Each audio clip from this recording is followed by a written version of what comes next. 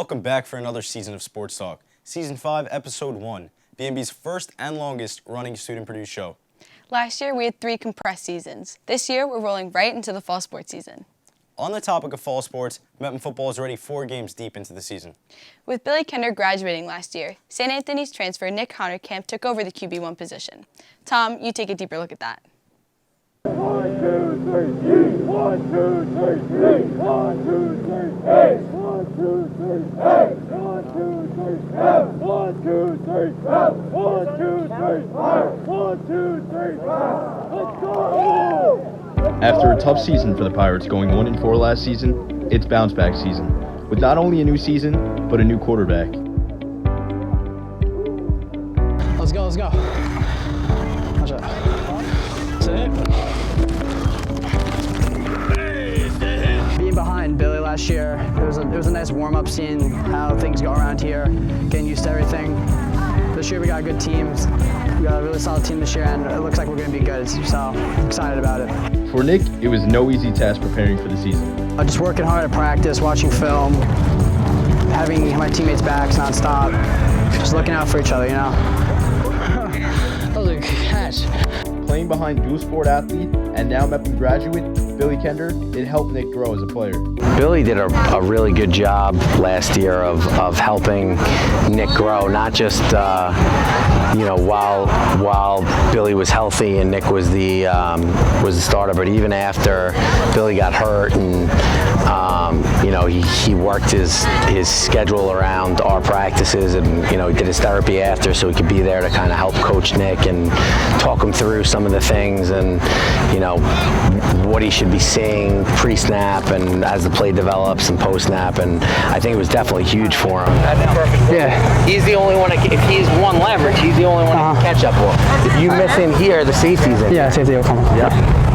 Now the leader of the offense and named QB1, Nick has some big goals in mind. Winning a championship, without a doubt.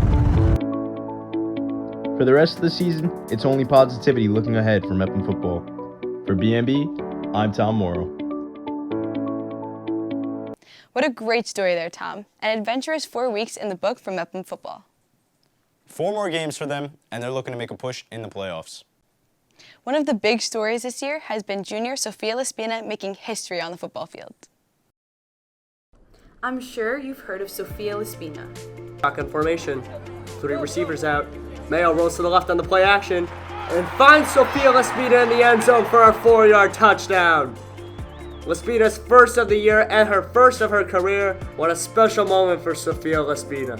In the week that Sofia has been all over the news, channels like ESPN made Sofia's unique decision known. Before her big touchdown, Sofia was like any other player on the Mepham football team. Obviously, to other people, she'd blend out just because she's a girl, but to us, she blends in. She just is there, she works hard, and to be honest with you, if someone came to our practice and we never took our helmets off, they would never know that there was a girl on our team. Her hard work proved her respect for her community around her. Nobody saw Sofia less than any other player on the team. Female athletes playing on a men's sports team may seem out of the ordinary for most people, but here at Mepham, no one questioned Sofia's desire to play football. She gets in at reps all the time, and she competes with everyone. Works hard, runs sprints with us, works out with us in the weight room. So it's just another teammate. Shows what kind of character she has, and it shows that she's willing to defeat the odds of getting playing time, of getting hurt. It shows what kind of person she is. Probably hard for her to come out and try to do this, because not everybody will accept her, but I think that everybody has, and it's not a problem for us to do it too. With such a supportive community, Sofia LaSpina defying the odds seemed like any other day at Mepham High School. We don't treat her any differently. She's just another teammate of ours that comes out, practices, competes with all of us, and works hard. Whether it's girls on the basketball court or on the soccer field, or girls making catches on the football field, women's sports are here to stay. I really didn't think it was a big deal just because she's another football player, she's another teammate, and I didn't realize how cool it was until she actually scored, and then everyone blew up about it and it went crazy. Yeah. For BNB, I'm Lily Yepes. Lily, what a great story there. You've been teammates with Sofia for a long time, and what is that like, having her as a teammate on softball and her there on the football field making history? So Sofia and I have been teammates for a really long time. We played Little League and we played softball together since we were young. And ever since middle school, she played football. So every time she would go in the field and go to practice, we'd be like, oh, look, there's Sofia, she plays football. And once she made that touchdown, I didn't think it was a big deal because I always saw her playing because that's what she liked to do. And until I heard she was on Monday Night Football and she was on ESPN, I guess people never saw a girl playing football, and to us it was always normal because she always played. So do you think that girls are going to be inspired to play football now that they've seen Sofia play? Lily, you mentioned a great point. She's featured on all these, big-time news networks, CBS, NBC, ESPN. She was at halftime during the Sunday Night Football game. And yeah, she's been playing football since she was in 7th grade. Yeah. She's an 11th grader now playing on varsity, and 7th grade football is a huge step from varsity football on Long Island. And but she's had the dedication and motivation and hard work to put into the sport that she's loved. She's loved it and she stuck with it for sure. Just like any other player. Absolutely. So in less than a month, there's a big time event for us here at B&B. That's right. The STN Student Television Network Fall Convention is upon us with 5 days to complete the challenge. The 5-day convention kicks off October 13th and ends on October 18th. The prompts will be given out on the 13th, and the sports teams here at B&B will have 5 days to complete the best package possible. Something to look forward for sure. Now, over to Matt Manno for the Manno Minute. Meet the Mets. Meet the Mets.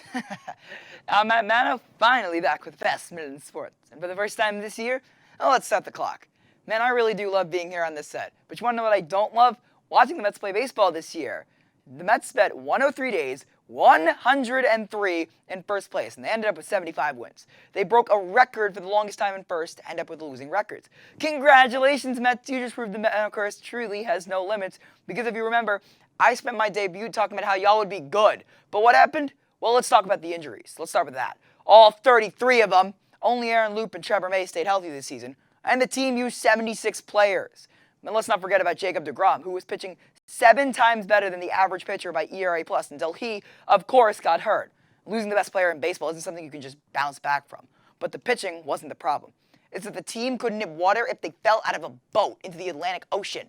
Let's just say they were bottom 5 in every major hitting category, and a good amount of the team was hitting below my Little League average, 198, for a good part of the season.